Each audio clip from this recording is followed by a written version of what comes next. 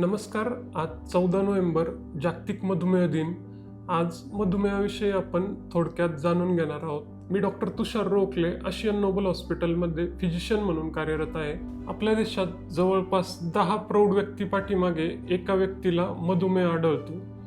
यामध्ये चिंतेपेक्षा महत्त्वाची गोष्ट म्हणजे हा आजार नियंत्रणात ठेवता येतो. मधुमेह नियंत्रित ठेवणे म्हणजे फक्त साखर कमी करणे नव्हे तर संपूर्ण शरीराचे संरक्षण करणे होय.